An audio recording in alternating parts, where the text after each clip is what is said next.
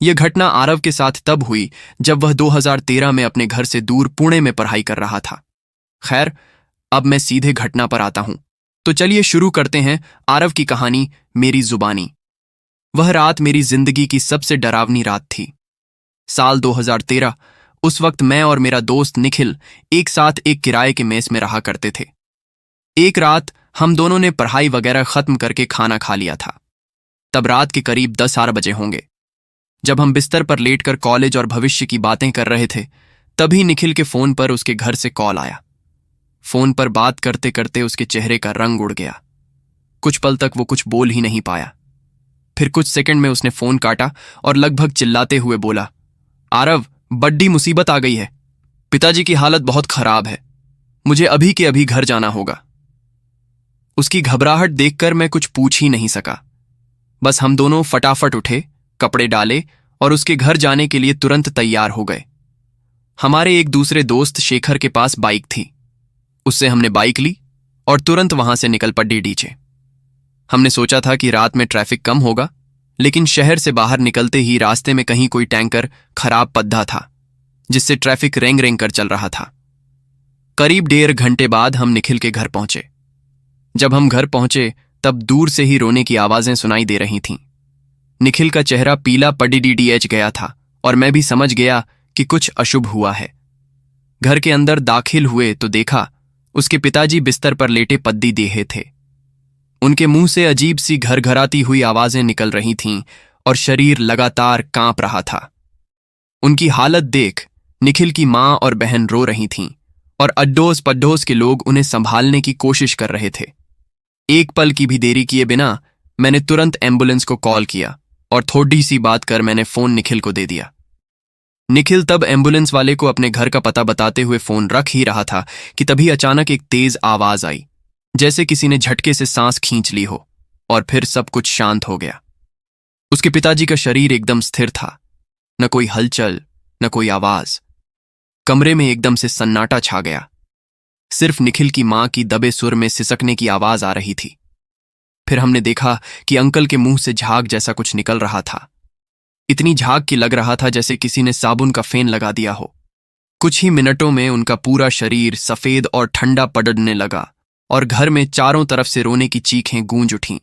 निखिल भी अपने पिताजी के सीने से लिपटकर बेकाबू होकर जोर जोर से रोने लगा। थोड़ी देर में पड़ोसी भी भाग कर आ गए। किसी ने पुलिस को खबर कर दी, क्योंकि वह मौत बहुत अजीब तरह से हुई थी। कुछ ही देर में एम्बुलेंस और पुलिस एक साथ निखिल के घर आ पहुंची। पूरा घर लोगों से भर गया।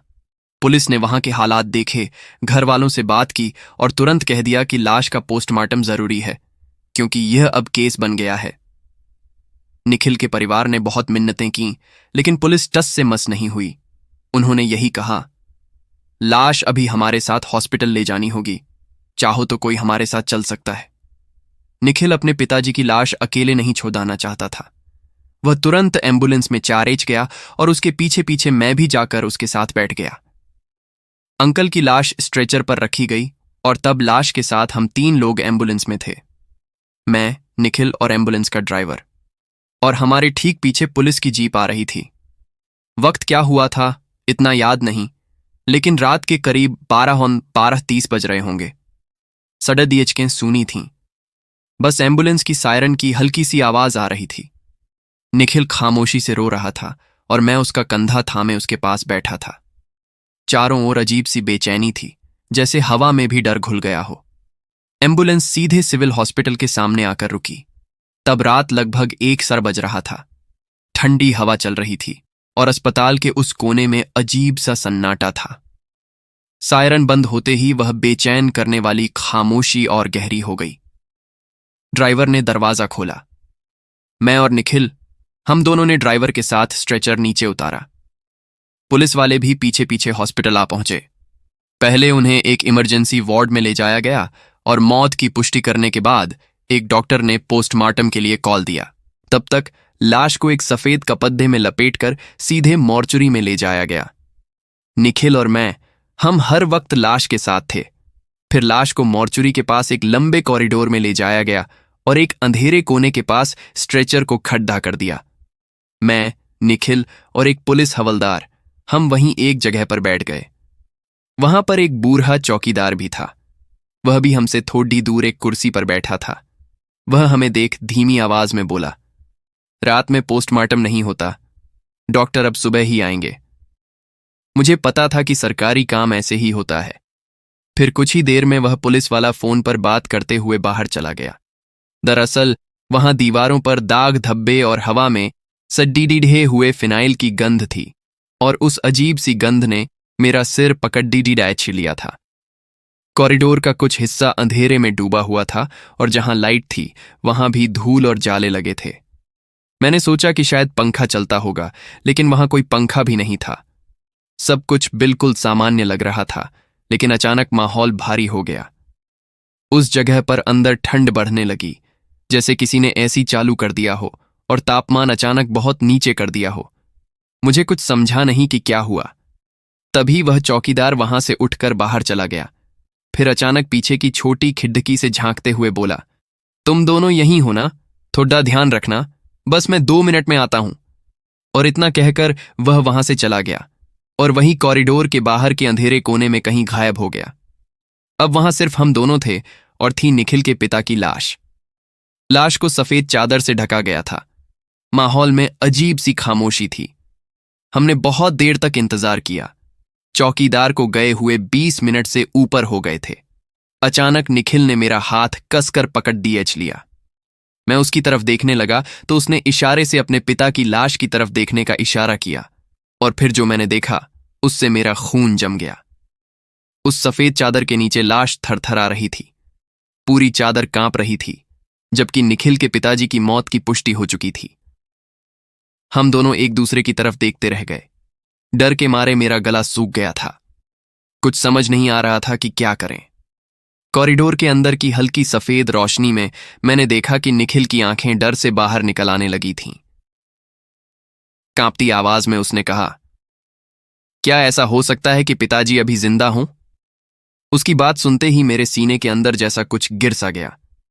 ऐसी बात सुनकर मैं उसके चेहरे की तरफ देखने लगा, और ठीक उसी पल जैसे वो कंपन शुरू हुआ था, वैसे ही अचानक वो हलचल थम गई। अब फिर से सब कुछ पहले जैसे शांत हो गया। वो लाश ऐसे पडेढ़ी थी जैसे वहां कुछ हुआ ही ना हो, लेकिन जो होना था वह हो चुका था। डर अब हमारे अंदर तक उतर चुका था। तभी मैंने देखा वह पुलिस वाला जो कुछ देर पहले हमारे साथ बैठा था, वह वहां पर आ गया। उसने पीछे की जालीदार खिड़की पर दस्तक दी और भारी आवाज में पूछा, कोई आया था क्या पोस्टमार्टम के लिए? मैंने अन में सिर हिलाया। फिर उसने चौकीदार की कुर्सी की ओर देखकर पूछा, ये कहां गया? निखिल ने खुद को संभालते हुए कहा, वॉशरूम गया है। उस हवलदार के चेहरे से लग रहा था कि उसे वह जवाब पसंद नहीं आया। उसने एक बार लाश की तरफ और फिर हमारी तरफ देखा और फिर बोला, तुम बाहर आ जाओ, कुछ बात करनी है। निखिल के बाहर जाने की बात सुनते ही मेरा दिल ढक ढाक उठा। मेरे रोंगटे खद्दे हो गए। डर मेरे चेहरे पर साफ दिख रहा था। अभी थोड़ी देर पहले जो हुआ था, उसके बाद मैं एक पल के लिए भी इस लाश के साथ अकेला नहीं रहना चाहता था। अगर निखिल चला गया तो मैं यहां अकेला क्या करूंगा? ये सोचते ही मेरी सांस रुकने लगी। निखिल ने मेरी तरफ देखा। उसकी आंखों में भी वही डर था। हम दोनों बिना बोले एक दूसरे की बात समझ गए। उस हवलदार ने फिर से तेज आवाज में कहा, क्या हुआ? जल्दी आओ, मेरे पास फालतू टाइम नहीं है। निखिल के पास कोई और चारा ही नहीं था। वह धीरे धीरे बाहर चला गया। मैंने उसे खिड़की से बाहर देखा। वह पुलिस वाला उसे लेकर दूर अस्पताल की तरफ जा रहा था। मेन अस्पताल की बिल्डिंग और इस मॉर्चुरी रूम की बिल्डिंग में करीब 100 गज की दूरी थी। मैं उन्हें बिना पलक झपकाए दूर जाते हुए देख रहा था, और धीरे धीरे वो दोनों अंधेरे में जाते जाते नजर से ओझल हो गए।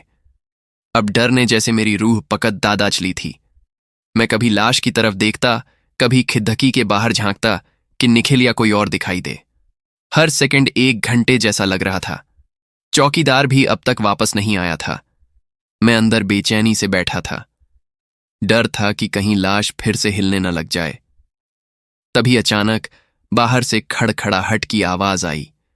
मैंने झटके से दरवाजे की तरफ देखा, पर वहां कोई नहीं था। अब मेरा डर 1000 गुना बढ़ चुका था। मैं मन ही मन में भगवान को याद करने लगा और उसी वक्त चौकीदार लौट आया। उसे देखकर थोड़ी राहत मिली। वह पीछे की खिड़कियों को हाथ लगाते हुए बोला, ये खिड़की खुली क्यों है? और वह लड़का कहाँ गया जो तुम्हारे साथ था? मैंने कांपती आवाज में उसे सब कुछ बता दिया। जब आप गए थे तो पुलिस वाला आया था। वह मेरे दोस्त को कुछ बात करने के लिए अपने साथ ले गया है। कुछ मिनट तक वह बाहर खड़ी डी थे, फिर आगे चले गए, लेकिन मेरा दोस्त अब तक लौटा नहीं है। चौकीदार ने मेरी बात सुनी और बहुत शांत होकर बोला, अरे इसमें घबराने की क्या बात है? क्योंकि यह पुलिस केस है और वह मृतक का बेटा है, तो शायद पूछताछ के लिए उसे साथ ले गए होंगे। वह लोग अस्पताल के आसपास ही कहीं होंगे। तुम चिंता मत करो, आ जाएगा तुम्हारा दोस्त। उसकी बात मुझे सही लग रही थी, लेकिन मेरा मन मान नहीं रहा था। तब वह बोला, खिड़की बंद कर देता हूं, नहीं तो मच्छर अंदर आ जाएंगे। खिड़की बंद करते ही किचकिच की आवाज आई और खिड़की बंद कर वह अपनी कुर्सी पर जाकर बैठ गया। फिर अपनी आंखें बंद कर गर्दन पीछे कर उसने उस कुर्सी में अपना शरीर सीधा कर दिया। मैं इतना डरा हुआ था कि उसे यह भी नहीं कह पाया कि मुझे भी बाहर जाना है। अब मैं फिर से अकेला उस लाश के साथ जाग रहा था। कॉरिडोर के पीछे उस अंधेरी जगह में एक ट्यूबलाइट थी जो अपने आप चालू हो जाती और 2-3 मिनट बाद अजीब सी चरचर की आवाज करते हुए फिर से बंद हो जाती। और पिछले 15 मिनट से यही चल रहा था। उस रोशनी और अंधेरे के खेल ने मेरे डर को और गहरा कर दिया। 10-15 मिनट और बीत गए, लेकिन अब मुझे लगने लगा कि जैसे वक्त रुक गया है। मैं बार बार कोशिश कर रहा था कि उस लाश की तरफ न देखूं, लेकिन मेरी नजर हट ही नहीं रही थी। ऐसा लग रहा था जैसे मेरा सारा ध्यान उसी सफेद चादर पर अटक गया है। मन में बस एक डर था कि अगर वो चीज फिर से हिलने लगी तो। और मेरा डर सच साबित हुआ। अचानक वह लाश फिर से अपने आप कांपने लगी, जैसे किसी ने उसे जोर से झटका दिया हो। और इस बार वो झटकना पहले से ज्यादा तेज था। ऐसा लग रहा था जैसे चादर के नीचे कोई शरीर जोर जोर से टड्डे छप रहा हो। स्ट्रेचर इतनी जोर से हिल रहा था कि दीवार से टकराकर खटखट की आवाज आ रही थी। ये सब देखकर अब मुझसे सहा नहीं जा रहा था। मैं पूरी ताकत से चिल्लाकर वॉचमैन को आवाज देने लगा, अंकल अंकल, ये क्या हो रहा है? अंकल अंकल अंकल, प्लीज ये रोको। लेकिन अजीब बात यह थी कि वॉचमैन मेरी आवाज सुन ही नहीं रहा था। उसकी तरफ से कोई जवाब नहीं आया। वह भी किसी लाश की तरह कुर्सी में सो रहा था। मैं कॉरिडोर के अंधेरे कोने के पास बैठा था। बीच में स्ट्रेचर और उस पर लेटी वह लाश थी और उसके दूसरी तरफ वह चौकीदार था। वह वहां आराम से बैठा हुआ था। मुझ में उठकर उनके पास जाने की भी हिम्मत नहीं हो रही थी, क्योंकि हमारे बीच वह लाश थी। डर के मारे मैं वहीं एक कोने में सिकुड़ियाच कर बैठ गया। मेरा दिमाग काम करना बंद हो गया था। एक तरफ लाश का यह डरावना बर्ताव और दूसरी तरफ वह चौकीदार आराम से पड्डधा था। दोनों मिलकर मुझे अंदर से तोड़दियाच रहे थे। मैं सोच रहा था कि क्या वॉचमैन मेरी आवाज सुन ही नहीं पा रहा, या वह सच में गहरी नींद में चला गया है। कुछ 1-आध मिनट में वह लाश की हरकतें फिर से रुक गईं। मैंने थोड़ी हिम्मत जुटाई और धीरे धीरे उस लाश के करीब, लेकिन थोड़ा दूर खड्डे होते हुए उस चौकीदार को आवाज दी, अंकल अंकल, उठिए उठिए ना। पर वह मेरी बात का कोई जवाब नहीं दे रहा था। मुझे उस लाश के आगे जाने से भी डर लगने लगा था। वह स्ट्रेचर पूरा टैरहा था और उसे हाथ लगाने की मुझ में हिम्मत ही नहीं थी। और वहीं वह चौकीदार बड्ढे आराम से सो रहा था। उसका चेहरा देखकर मुझे बिल्कुल भी नहीं लग रहा था कि उन्हें जरा भी अंदाजा है कि वहां क्या हो रहा है या कोई मदद के लिए चीख रहा है। उस पल मुझे लगा कि मैं दुनिया का सबसे लाचार इंसान हूं। एक मुर्दा शरीर के अंदर ऐसी हरकतें देखकर मेरा सारा हौसला जैसे खत्म हो गया था। मैं हमेशा सोचता था कि मैं हिम्मती लड़ चुका हूं। भूत प्रेत वगैरह में मैं भरोसा नहीं रखता, लेकिन आज जो मैं देख रहा था वह किसी भी तर्क और लॉजिक के बाहर था। मैं मन ही मन भगवान का नाम लेने लगा, नाम जप करने लगा, लेकिन मैं इतना डरा हुआ था कि मेरी जुबान तक साथ नहीं दे रही थी। मैं वहीं दीवार के पास नीचे सटकर खड्डा हो गया। हाथ पैर कांप रहे थे और दिमाग में बस एक ही बात घूम रही थी, अगर यह लाश उठकर खड्डी हो गई तो? अगर उसने अचानक चादर हटा दी और मेरे सामने आ गई तो? ये सोचते ही मेरे शरीर में डर की एक ठंडी सी लहर दौड़ गई। ऐसे लगा जैसे खून जम सा गया हो। अब वह कॉरिडोर मुझे एक ताबूत लग रही थी और मैं उस ताबूत में फंसा हुआ एक जिंदा आदमी। मैं तब इतना डर गया था कि दिमाग सुन्न पड़ी डीएच गया। तब मुझे याद आया कि मेरे पास फोन है। मैंने कांपते हाथों से जेब से मोबाइल निकाला और निखिल को कॉल किया। जिस नंबर से आप संपर्क करना चाहते हैं वह अभी स्विच्ड ONF है। फोन बंद था। कुछ समय मैंने बार बार कोशिश की, लेकिन हर बार वही जवाब आया। अब डर मेरे पूरे शरीर पर हावी हो गया था। ऐसा लग रहा था कि यह लाश अब कुछ ऐसा करने वाली है जिसे देखकर मैं शायद डर के मारे मर जाऊं। डर के मारे मैंने अपनी आंखें बंद कर ली थीं और मैं भगवान का नाम ले रहा था। तभी मुझे दूर जाती एक आवाज सुनाई दी। मेरी ड्यूटी खत्म हो गई है, मैं सोने जा रहा हूं, लाश को छोड़-ढाकर कहीं मत जाना। और तब मैंने आंखें खोलकर देखा तो वह चौकीदार अपनी जगह पर नहीं था। मैंने आसपास देखा तो मुझे वह वहीं उस अंधेरे कॉरिडोर की अंधेरी जगह में जाता दिखाई दिया। मैं उन्हें आवाज दे पाता तब तक उसकी परछाई अंधेरे में घुल गई थी और मैं उस कॉरिडोर के उस अंधेरे गलियारे की ओर देखता रह गया। मेरे गले से एक अधूरी डरी सी आवाज निकली, अंकल। फिर मुझे एक दरवाजा खुलने और बंद होने की आवाज आई और उस पल मुझे एहसास हुआ कि इस कॉरिडोर से बाहर जाने का रास्ता भी वहीं से था। स्ट्रेचर भी ऐसे रखा था कि उसके पास से निकलने की कोई जगह नहीं थी। पहले से ही वह जगह संकरी थी। आसपास कुर्सियां और कुछ बक्से रखे थे। लाश के इस तरफ मैं, बीच में वह लाश और दूसरी तरफ अंधियारी गली। घबराहट बढ़ती ही जा रही थी। डर से हालात खराब होने लगे थे। दिमाग में क्या आया पता नहीं, शायद दिमाग में यह बात चल रही थी कि लाश के उस तरफ चला जाऊंगा तो मुझे इतना डर नहीं लगेगा। यहां मैं अटक सा गया हूं। और तब मैं दूसरी तरफ जाने के लिए धीरे धीरे बिना आवाज किए उस लाश के पास से गुजरने लगा। टिमटिमाती लाइट, ठंडी हवा और उस जगह पर फैली मांस की बदबू से माहौल और भी डरावना बन गया था। मैंने स्ट्रेचर को हल्का सा साइड में किया ताकि वहां से निकलने के लिए थोड़ी जगह बन सके। फिर मैं संभल कर लाश के पास से गुजरने लगा और अचानक मुझे झटका सा लगा जैसे किसी ने मेरी शर्ट पकड़ डांच ली हो। मेरे दिल की धड़धड़ाहटें तेज हो गईं। आंखों के सामने अंधेरा सा छा गया। हाथ पांव हद से ज्यादा कांपने लगे और मेरे गले से एक बेजान सी चीख निकली। और मैंने उस पल पूरी ताकत से भागने की कोशिश की, पर न जाने क्या हुआ। स्ट्रेचर जोर से हिला और एक जोर का झटका लगा। झटका इतना तेज था कि मैं अपना बैलेंस खो बैठा और सीधा उस लाश के ऊपर जा गिरा। जैसे ही मेरा शरीर उस लाश को छुआ, लगा जैसे मैं किसी बर्फीले पत्थर पर गिर गया हूं। पूरा शरीर शून्य हो गया। मैं उछलकर एक कदम पीछे हट गया, इतनी जोर से कि मेरी पीठ पीछे की दीवार से टकरा गई और पीठ में तेज दर्द उठा। उस पल दिल इतनी जोर से धड़धक रहा था जैसे वह सीने से बाहर निकल आ जाएगा। मैं जोर जोर से चिल्लाने लगा, अंकल, अंकल, कोई है? कोई है क्या? मुझे बचाओ, मुझे बचाओ। मैं दीवार पर हाथ मारने लगा, इतनी जोर से कि मेरे हाथ की खाल छिल गई और हाथ से खून निकल आया, पर कोई असर नहीं हुआ। मेरी आवाज जैसे उस कॉरिडोर के अंदर ही गुम हो रही थी। फिर जब मैंने लाश की तरफ देखा तो मेरा गला सूख गया। अब वह लाश सिर्फ कांप नहीं रही थी, बल्कि उसका शरीर ऐसे हिल रहा था जैसे किसी ने मिट्टी के पुतले में जान डाल दी हो। पहले उसका दायां हाथ मुद्दा और ऊपर उठा, फिर पैर खींचकर टेढ़े हो गए। यह नजारा देखकर मैं चिल्लाने की ताकत भी खो बैठा था। आंखें खुली की खुली रह गई थीं, आंखें झपक भी नहीं रही थीं। निखिल के पिताजी का वो पहचाने लायक चेहरा अब मुझे दुनिया की सबसे डरावनी चीज लग रहा था। जिंदगी में कभी किसी मुर्दे को मैंने इस तरह हिलते डुलते नहीं देखा था। माहौल इतना सन्नाटेदार और भयानक था कि किसी की भी रूह कांप जाए। लेकिन जो आगे हुआ वह मेरी सोच से भी परे था। अब वह लाश न सिर्फ हिल रही थी, बल्कि उसके अंदर से अजीब सी घरघराहट जैसी आवाज आ रही थी, जैसे कोई गला दबा हुआ इंसान बोलने की कोशिश कर रहा हो। अब मेरा सब्र टूट गया। डर के मारे मैं फूट फूट कर रोने लगा। दिमाग सुन्न, शरीर बेजान। मैं बस भगवान से प्रार्थना कर रहा था कि हे भगवान, यह ख्वाब जितनी जल्दी हो सके खत्म हो जाए। मैं वहीं दीवार के पास बैठा लगातार रो रहा था। मेरा शरीर और मेरा मन दोनों भी अब मेरे काबू में नहीं थे।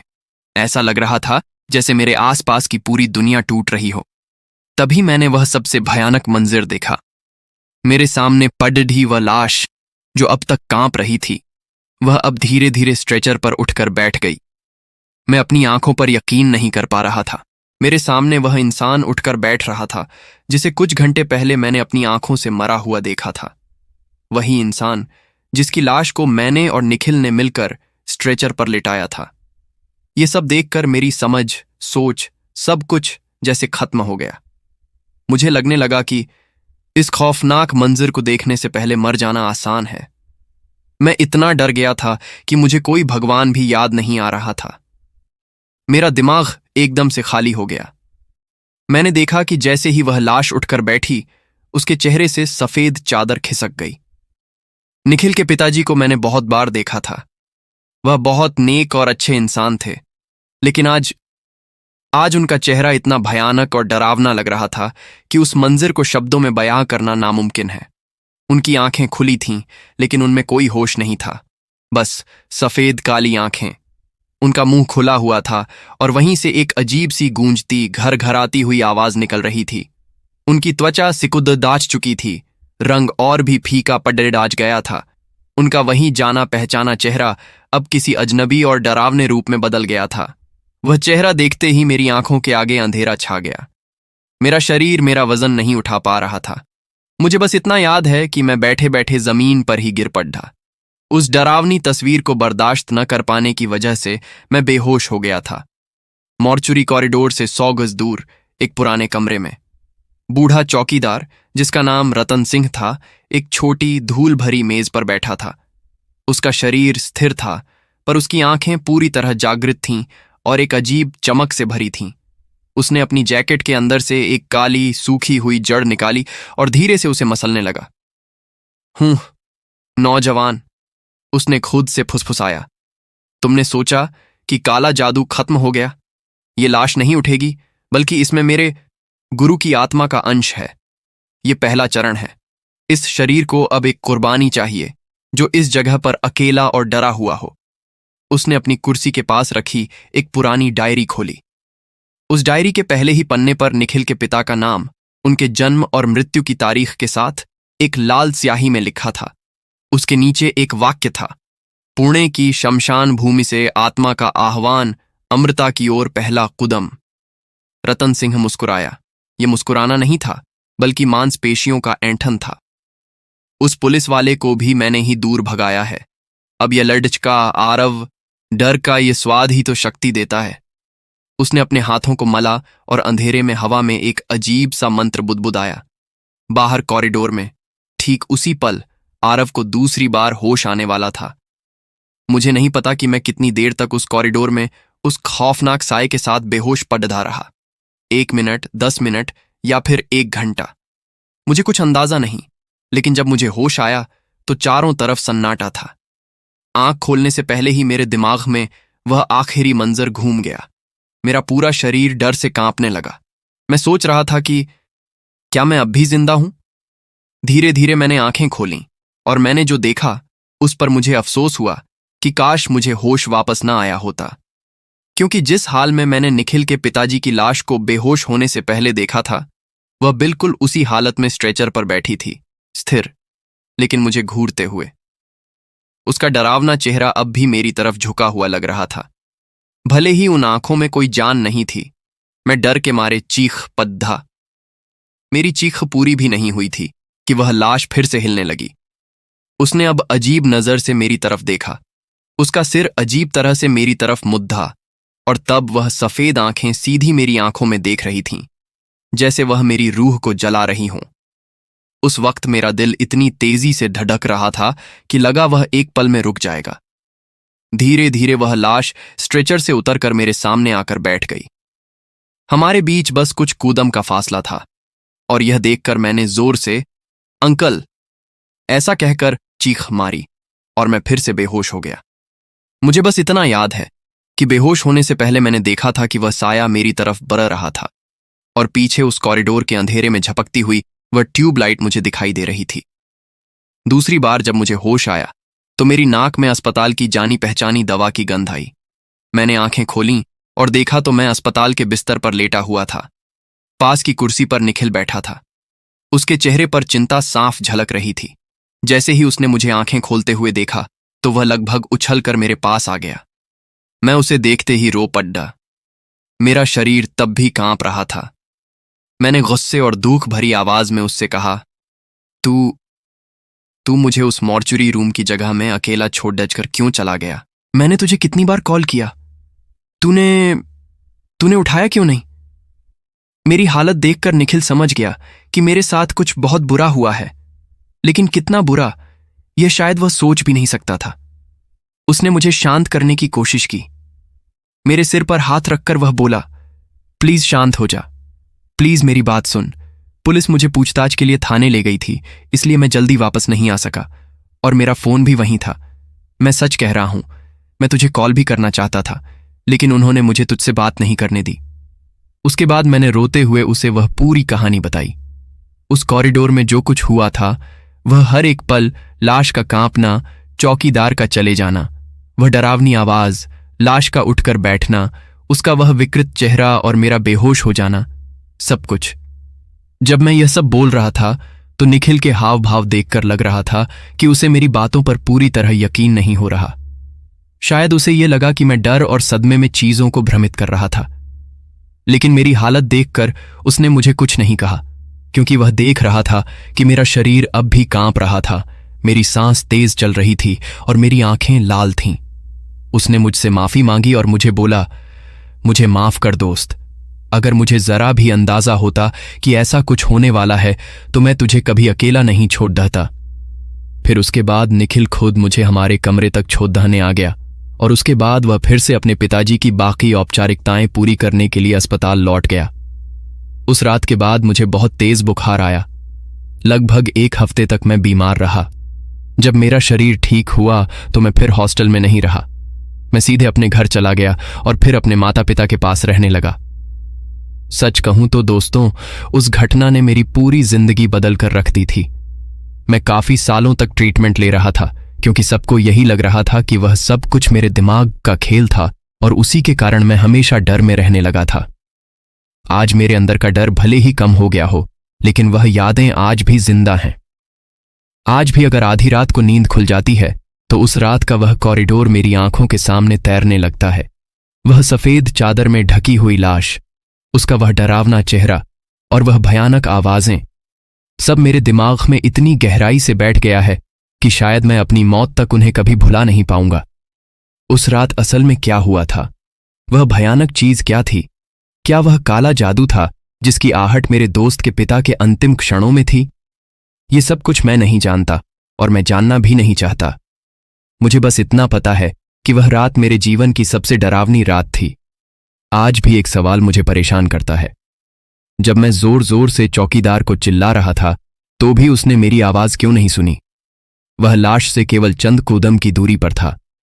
क्या वह सच में सो रहा था या उसने सोने का नाटक किया? और निखिल का फोन क्यों बंद था जबकि वह कह रहा था कि वह थाने में है? क्या पुलिस ने उसे मुझसे बात करने से सच में रोका था? मैं अब भी उस रात को सुलझा नहीं पाया हूं, लेकिन मेरे अंदर कहीं गहरी यह बात बैठ गई है कि हम तीनों, मैं, निखिल और यहां तक कि निखिल के पिता, हम सब उस रात किसी अदृश्य भयानक साजिश का शिकार हुए थे। एक ऐसी साजिश जिसके तहत पुणे के उस पुराने सिविल हॉस्पिटल की मॉर्चुरी में किसी को अकेला छोड़ देना शायद कुर्बानी का हिस्सा था। मुझे नहीं पता कि उस रात मौत ने किसे चुना था, लाश को या मुझे, लेकिन मैं जानता हूं कि मैं उस रात मरते मरते बचा था।